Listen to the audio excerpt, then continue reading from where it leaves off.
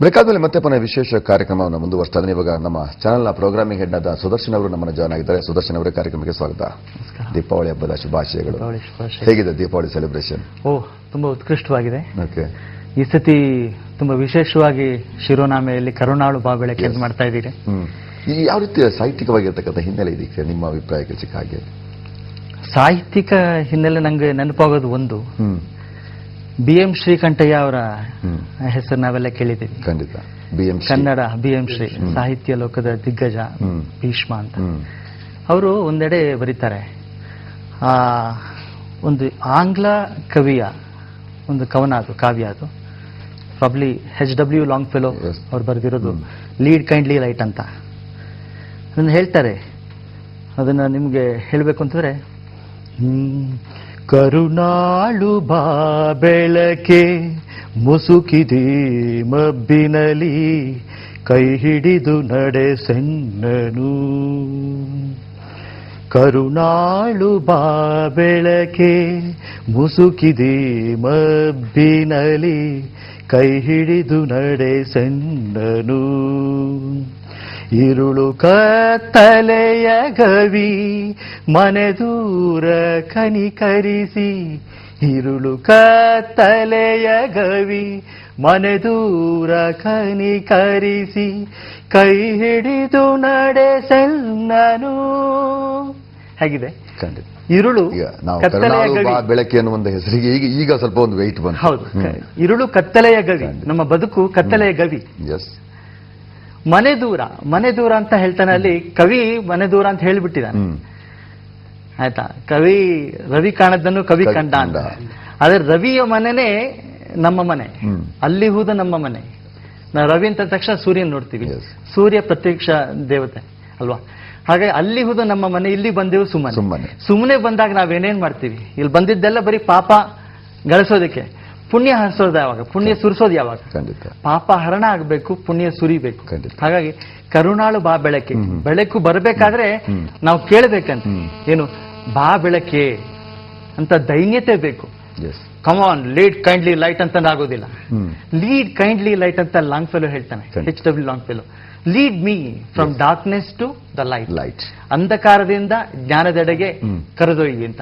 ಹಾಗೆ ದೈನ್ಯತೆ ಇದ್ರೆ ಬೆಳಕು ನಮ್ಮೆಡೆಗೆ ಬರುತ್ತೆ. ಸ್ವಾಮೀಜಿ ಹೇಳ್ತಾ ಇದ್ರು, ಪೂರ್ಣತೆ ಇದ್ರೆ ಬೆಳಕು ಹಚ್ಚೋ ಯೋಗ್ಯತೆ ಸಿಗತ್ತೆ ಅಂತ. ಪೂರ್ಣತೆ ಅನ್ನೋದು ನಾನು ತಿಳಿದಾಗ ಬರುತ್ತೆ ಅಂತ ನನ್ನ ಅನಿಸಿಕೆ.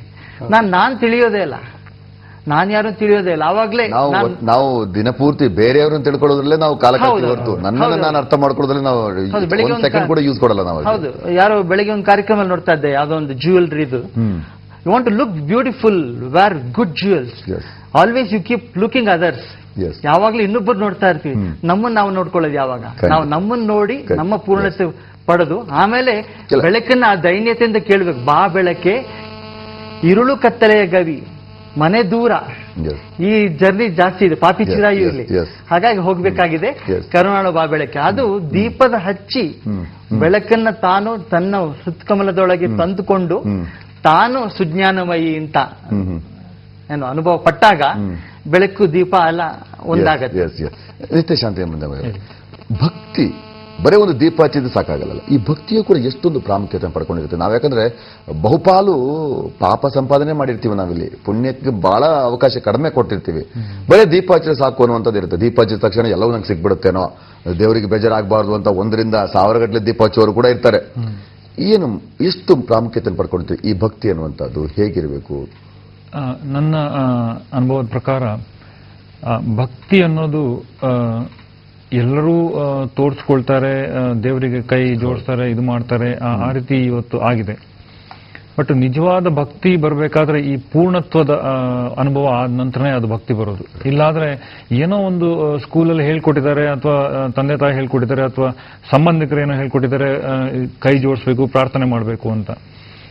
ಬಟ್ ಈ ಒಂದು ಒಳಗಿಂದ ಒಂದು ಪೂರ್ಣತ್ವದ ಅನುಭವ ಆದಾಗ್ಲೇ ನಮ್ಗೆ ನಿಜವಾದ ಭಕ್ತಿ ಏನು, ನನ್ಗೆ ಮತ್ತೆ ಮೇಲಿರುವಂತ ಒಂದು ಶಕ್ತಿ ಇದೆ, ಅದಕ್ಕೆ ಏನು ಸಂಬಂಧ ಇದೆ, ಅದು ಅರ್ಥ ಆದ ನಂತರ, ಆ ಒಂದು ಅದ್ವೈತದ ಅನುಭವ ಆದ ನಂತರನೇ ನಮ್ಗೆ ದೀಪ ಹಚ್ಚಲಿಕ್ಕೆ ಒಂದು ಖುಷಿ ಕೊಡುತ್ತೆ. ದೇವರ ಮುಂದೆ ದೀಪ ಹಚ್ಚೋದಾಗ್ಲಿ, ಸೇವೆ ಮಾಡೋದಾಗ್ಲಿ, ಪೂಜೆ ಮಾಡೋದಾಗ್ಲಿ, ಅಲಂಕಾರ ಮಾಡೋದಾಗ್ಲಿ. ಇಲ್ಲ ಅಂದ್ರೆ ಜಸ್ಟ್ ಅದೊಂದು ಏನೋ ಒಂದು ಕಾಟಾಚಾರ, ಎಷ್ಟೊತ್ತಿಗೋ ದೀಪ ಹಚ್ಚೋದು, ಎಷ್ಟೊತ್ತಿಗೋ ಎದ್ಬಿಟ್ಟು ಸ್ನಾನ ಮಾಡ್ಕೊಂಡು ಬಂದು ದೇವರ ಎದುರುಗಡೆ ಬಂದು ಕೈ ಮುಗಿದು ದೀಪ ಹಚ್ಚುವಂತದ್ದು, ಅದಕ್ಕೊಂದು ಶಿಸ್ತು ಅಂತ ಇರುತ್ತೆ. ಯಾವ ಗಳಿಗೆ ಪ್ರಾಶಸ್ತ್ಯ, ಯಾವ ಗಳಿಗೆ ದಿ ಬೆಸ್ಟ್, ಯಾವುದು ಒಳ್ಳೇದು, ಅವಾಗ ಆ ಶಕ್ತಿಗೂ ಆ ದೀಪಕ್ಕೂ ನಮಗೂ ಒಂದು ಟ್ರಯಾಂಗಲ್ ಲಿಂಕ್ ಸಿಕ್ಬಿಡುತ್ತೆ ಅಂತ ಹೇಳ್ತೀರಿ. ನನ್ನ ಅನುಭವದ ಪ್ರಕಾರ ಬೆಳಿಗ್ಗೆ ನಾವು ಬ್ರಾಹ್ಮಿ ಮುಹೂರ್ತ 4:15 ಇರುತ್ತೆ. ನಾವು 4 ಗಂಟೆಗೆ ಎದ್ದುಬಿಟ್ಟು ನಮ್ಮ ಕೆಲಸ ಕಾರ್ಯಗಳನ್ನು ಮುಗಿಸಿ 4:20ಕ್ಕೆ ನಮ್ಮ ದೇವಸ್ಥಾನದಲ್ಲಿ ಪೂಜೆ ಕಾರ್ಯಗಳೆಲ್ಲ ಶುರು ಆಗುತ್ತೆ. ಅದು ಬೆಸ್ಟ್. ಆ ಟೈಮಲ್ಲಿ ನಮ್ಮ ಮನಸ್ಸು, ದೇಹ ಆ ಟೈಮಲ್ಲಿ ಪೂಜೆ, ಪುರಸ್ಕಾರ, ಭಕ್ತಿ ಮತ್ತೆ ಭಜನೆ ಇಂಥದಕ್ಕೆ ಅದಕ್ಕೆ ಅವಶ್ಯಕತೆ ಇದೆ. ಆ ಟೈಮಲ್ಲಿ ನಿಷ್ಕಲ್ಮಶವಾಗಿರ್ತಕ್ಕಂಥ ವಾತಾವರಣ ನಮ್ಮ ಸುತ್ತಮುತ್ತ ಇರುತ್ತೆ. ಅವಾಗ ನಮ್ಮ ಮನಸ್ಸು ಕೂಡ ಒಂದು ಕಡೆ ಕಾನ್ಸಂಟ್ರೇಷನ್ ಆಗಿರುತ್ತೆ, ಕಾನ್ಸಂಟ್ರೇಷನ್ ಮತ್ತೆ ಈಸಿ ಕೂಡ ಆಗುತ್ತೆ. ಅಂದ್ರೆ ಬ್ರಾಹ್ಮಿ ಮುಹೂರ್ತದಲ್ಲಿ ಈ ಪೂಜೆಗಳನ್ನು ಮಾಡಿದ ನಂತರ ನಮ್ಗೆ ಆ ಅನುಭವದ ಪೂರ್ಣತ್ವದ ಅನುಭವ ಸಿಗತ್ತೆ. ಅದು ಇರುವಂತದ್ದು ಮತ್ತೆ ಬೆಳೆಯುತ್ತೆ. ಅದಕ್ಕೋಸ್ಕರ ಆ ಟೈಮನ್ನ ನಾವು ದೀಪಗಳಿಗೆ ದೇವತೆಗಳು ಅಂತ ಹೇಗಿದ್ದೀರಾ? ಹೇಗೆ? ಹೌದು, ದೀಪದಲ್ಲಿ 3-4 ಒಂದು ಪ್ರಕಾರವನ್ನು ನಾವು ನೋಡ್ತೇವೆ. ಮುಖ್ಯ ಮೊದಲು ಒಂದು ಪಣತೆ ಅಥವಾ ನೀಲಾಂಜನವಾಗಿರಬಹುದು, ಅದರ ಜೊತೆಗೆ ಎಣ್ಣೆ, ಬತ್ತಿ, ಒಂದೊಂದಕ್ಕೂ ಕೂಡ ಶಾಸ್ತ್ರದಲ್ಲಿ ಒಂದು ವಿಶಿಷ್ಟವಾದ ಮಹತ್ವ ಹೇಳಿಕೊಟ್ಟಿದ್ದಾರೆ. ಮುಖ್ಯವಾಗಿ ನಾವು ಚಿಂತನೆ ಮಾಡೋದಾದ್ರೆ ಆ ಪಣತೆಯಲ್ಲಿ, ಪಾತ್ರೆಯಲ್ಲಿ ಬ್ರಹ್ಮದೇವರ ಸನ್ನಿಧಾನ ಅಂತಾರೆ. ಚತುರ್ಮುಖ ಬ್ರಹ್ಮದೇವರು ಅಂದ್ರೆ ಆ ಪಾತ್ರೆಯಲ್ಲಿ ಇರ್ತಾರೆ ಅಂತ.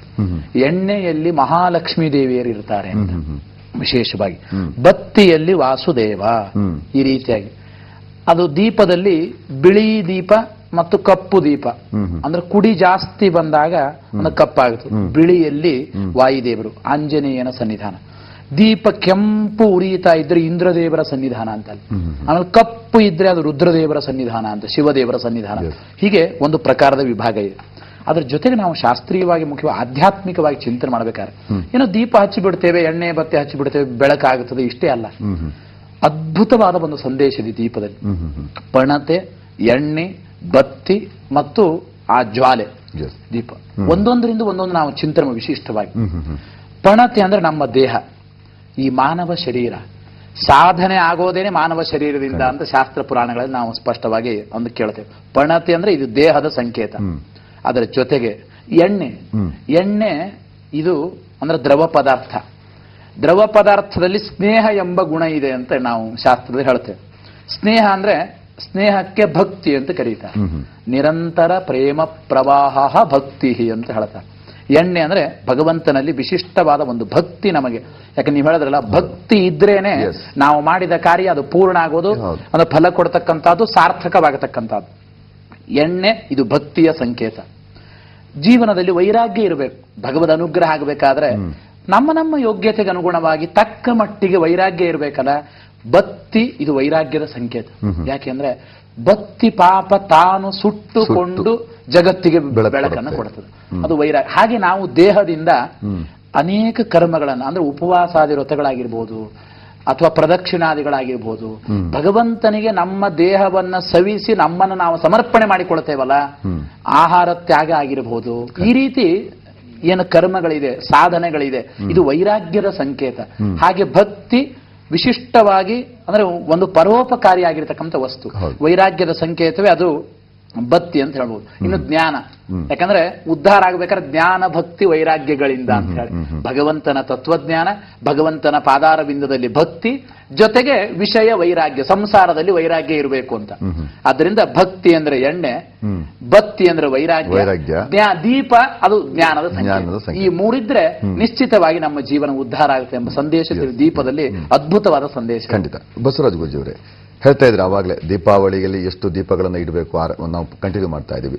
ಇವತ್ತು ನಾವು ನೋಡ್ತಾ ಇದ್ದೀವಿ ಬಹಳಷ್ಟು ಜನರಿಗೆ ದೀಪಗಳನ್ನು ಹೇಗಿಡಬೇಕು ಅನ್ನೋದೇ ಗೊತ್ತಾಗ್ತಾ ಇಲ್ಲ. ಯಾವ ದಿಕ್ಕಿಗೆ ದೀಪ ಇಡಬೇಕು, ಎಷ್ಟು ಬತ್ತಿಯನ್ನು ಯೂಸ್ ಮಾಡಬೇಕು, ಯಾವ ಥರದ ಎಣ್ಣೆಗಳನ್ನು ನಾವು ಯೂಸ್ ಮಾಡಬೇಕು ಅಂತ.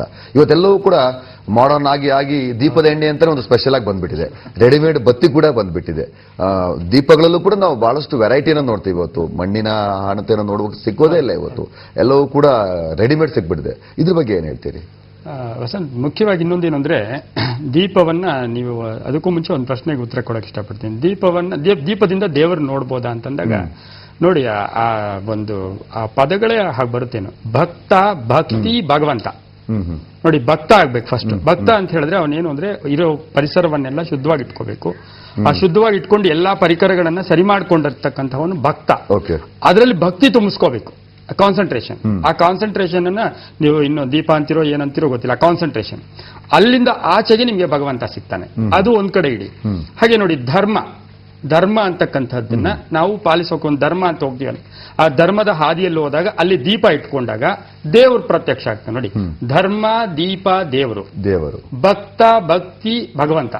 ಈ ಮೂರು ನೋಡಿ ಎಷ್ಟು ಭಗವಂತನ, ಅದನ್ನೇ ನೋಡಿ ಆ ಸಾಳಾವಳಿ ಅಂತ ಏನ್ ಕರಿತೀವಿ, ಅದು ವಿಶೇಷ. ಇನ್ನು ದೀಪಗಳ ವಿಷಯಕ್ಕೆ ಬಂದಾಗ, ಒಂದು ದೀಪ ಇಟ್ಟಾಗ ನಾವು ನೋಡಿ, ನಾವು ದೇವಸ್ಥಾನದಲ್ಲೋ ದೇವರ ಗುಡಿಯಲ್ಲೋ ಒಂದು ದೀಪವನ್ನು ಇಟ್ಕೊಂಡಾಗ ಬಹುಶಃ ಪರಿಸರವೇ ಅಷ್ಟೇ